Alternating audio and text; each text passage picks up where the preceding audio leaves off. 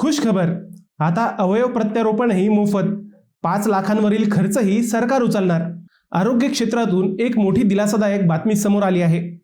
आता अवयव प्रत्यारोपण सारख्या महागड्या शस्त्रक्रियांसाठीही रुग्णांना मोठा आधार मिळणार आहे. मंडळी, सरकारने महात्मा ज्योतिराव फुले जन आरोग्य योजना आणि आयुष्यमान भारत योजनेची व्याप्ती वाढवली आहे. या योजनेत तब्बल 2399 आजारांचा समावेश करण्यात आला आहे.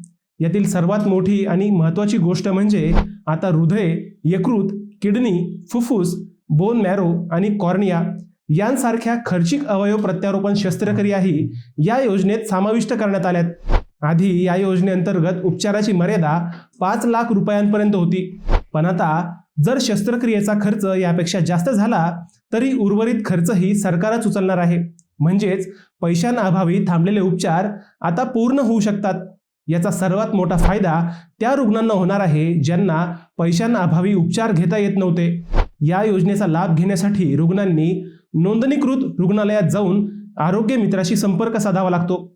कागदपत्रांची पडताळणी झाल्यानंतर ऑनलाईन पूर्व मान्यता दिली जाते आणि त्यानंतर उपचार सुरू होतात.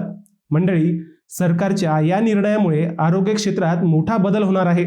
कारण आता जीव वाचवणाऱ्या महागड्या शस्त्रक्रिया सामान्य माणसाच्या आवाक्यात येणार आहेत.